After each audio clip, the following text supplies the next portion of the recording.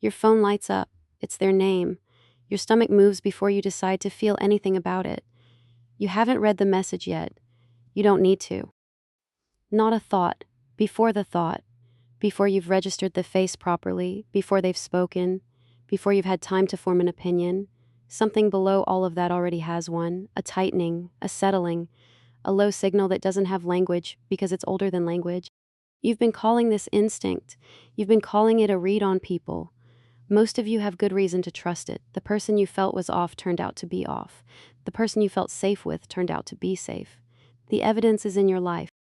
Stay with me, because this is where I need to complicate what you think you know. The technical name for what you felt is neuroception. Stephen Porges developed the term to describe something most people don't realize is happening.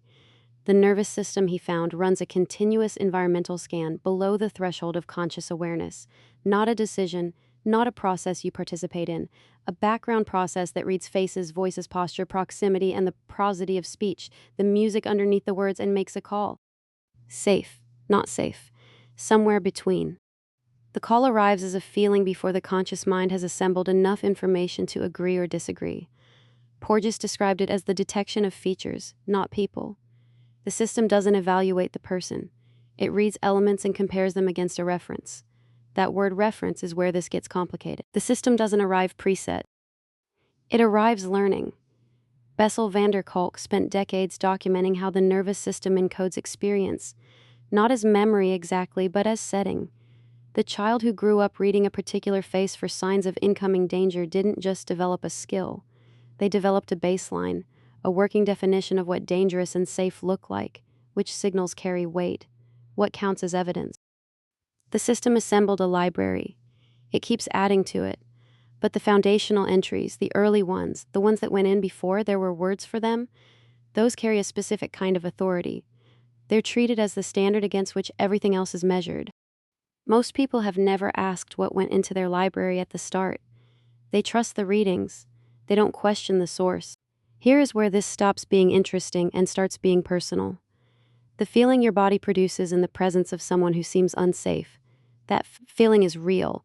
The nervous system generated it. It didn't produce it from nothing. But the nervous system is not generating it in the present. What it's generating is a comparison, a pattern match. Something about this person resembles something in the library. The resemblance might be a tone of voice, a way of filling space, a specific quality of attention that maps onto something older. The system fires on resemblance. Resemblance is not the same thing as identity. The system doesn't know that. It doesn't distinguish between this resembles something that was dangerous and this is dangerous. It produces the same signal either way.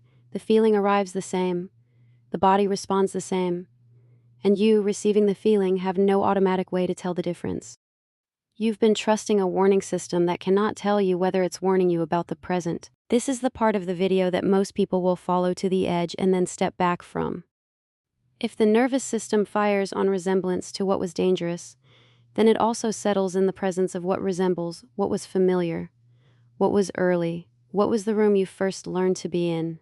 And familiar is not the same thing as safe. Some people feel immediately calm around people who are not good for them.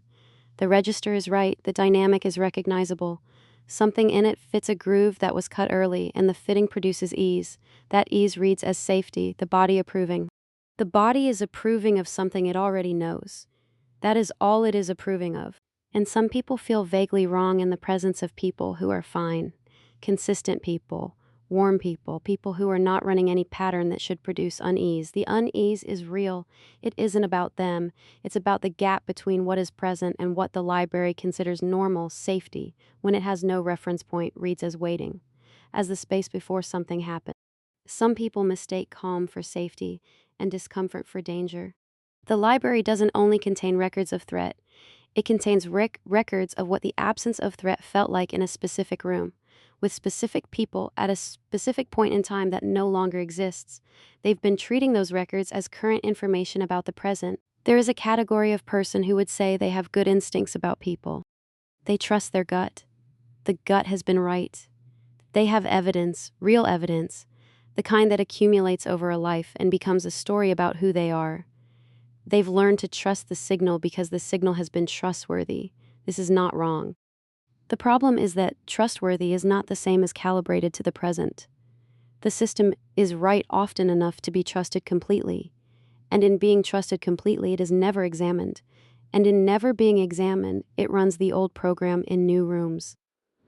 Porges was describing something the brain does 40 milliseconds before you know it's doing it. 40 milliseconds. There is no moment in that window where you participate. The comparison has already been made. The signal has already been sent. By the time you're forming a reaction, the nervous system filed its report. You're not deciding, you're receiving. What you're receiving was assembled, in part, by a version of you that had very limited information, very limited experience, and very particular circumstances you've never been asked to audit. That version didn't have the full picture. It had the only picture available at the time. You've been trusting that picture as though you drew it yourself. You didn't. I want to leave you with something that doesn't resolve. Think of the last person who made you feel immediately at ease, the one where something settled quickly, and you read that settling as information about them, as evidence that they were safe. Ask what they reminded you of. Not looking for something dramatic, just the question. What in the library did they match? And when was that entry written? Then think of the last person who made you feel slightly off, not threatened, just not quite right, something the body flagged before you could explain it. Ask the same question, because the signal that approves and the signal that warns come from the same library, assembled by the same process, calibrated in the same rooms. Trusting one means trusting the source that produced the other. Your body knows first. That is documented. The vagus nerve, the autonomic state, the prosody scan running before the words arrive. Your body knows first, and it tells you, and you have been listening. The question is what it knows according to the people who feel dangerous, some are. The people who feel safe, some are. Somewhere in the overlap is the part of your nervous system that learned what safe and dangerous meant before you could have chosen what to learn. In rooms you didn't choose from, people you didn't choose as teachers. That doesn't make the signal useless. It makes the signal worth examining, which is not the same as ignoring it. Examine what the gut was trained on, and you're not betraying your instincts. You're finally meeting them. The question was never whether your body knows first. The question is what it learned to recognize, and whether the lesson still applies.